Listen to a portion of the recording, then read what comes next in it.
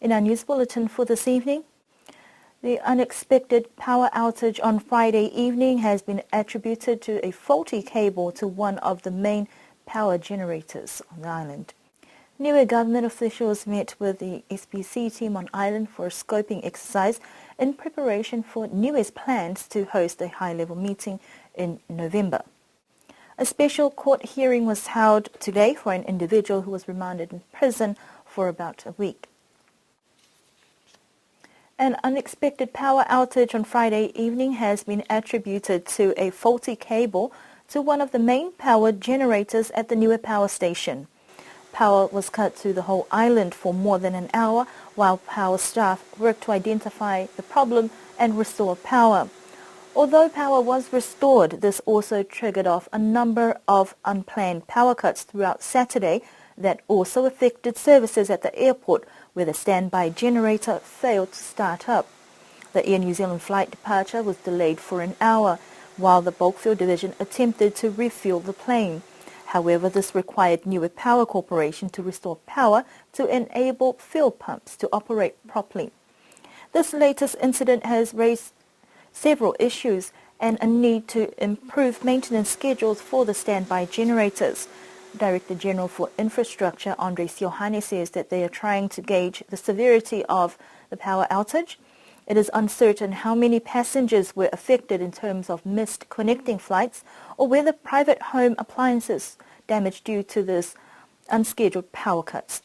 Now the way forward, he says, is to take proactive measures to ensure that unscheduled outages have minimal adverse effects. Government officials have held discussions this week with a team from the Secretariat of the Pacific Community to go over details for a high-level SPC meeting that will be held in Niue. The SPC team, led by Director General Dr. Colin Tukitonga, have been part of a scoping exercise in preparation for the Conference of the Pacific Community meeting in November and to look into some of the SPC-supported initiatives on island.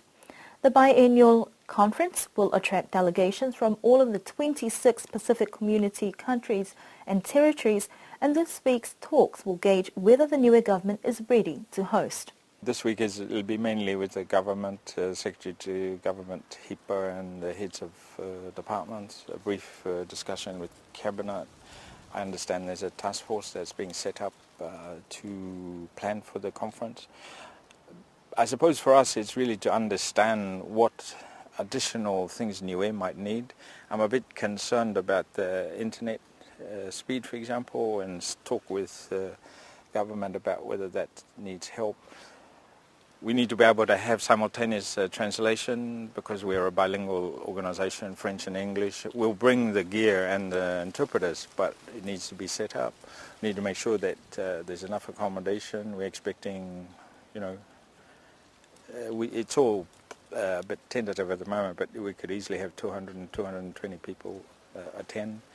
Accommodation, transport, all that sort of stuff. And we just want to make sure that it works well, and because it's in Niue, I want to make sure that it works well. And I know that the government will do their best, so it's really just making sure that we plan for everything and give ourselves enough time between now and November to make sure that what needs to be improved. Niue put forward its interest to host this meeting at the last meeting in Fiji 2 years ago, prior to Dr. Colin Tukitonga's appointment as the Director General. We spoke with the Secretary to Government, Richard HIPAA, to see how preparations are coming along so far. When you consider the number of beds, that is not an issue, or number of rooms. So it's the combination, how the beds are arranged, etc. We will work on that. But there is certainly enough beds on the island to host or to cater for the need. Accommodations are very good, so we will be, as part of the preparation, we will be developing a booklet, the SPC conference booklet to contain all the important and all the relevant information, and that will go out to SPC and also the member countries, and we will be working to getting that out as quickly as possible. But to date, the infrastructure is good. one of the concerns that the SPC or some people always are concerned about is the internet. Of course, people want to be connected. There's a requirement for internet services, Wi-Fi systems. On the preparation committee, we have telecoms. So there is an assurance that internet communications will be adequate, it will be sufficient for the needs of the meeting. What we need to do is the recognition of Pacifica. So that message also got to be relayed to all member countries that we are in the Pacific. We need to have an understanding and appreciation. And for us, we will go all out to make these meetings successful. Not only this one, but also all meetings that Niue will host. Richard Hipper says that a theme for the conference will be confirmed by the end of March, and he says that this will also be an opportunity to showcase Niuean hospitality and culture as leaders and delegations from all member countries deliberate over SPC's priorities for the next 2 years. This year, some really big stuff. We need to get our budget for the next 2 years passed by the members.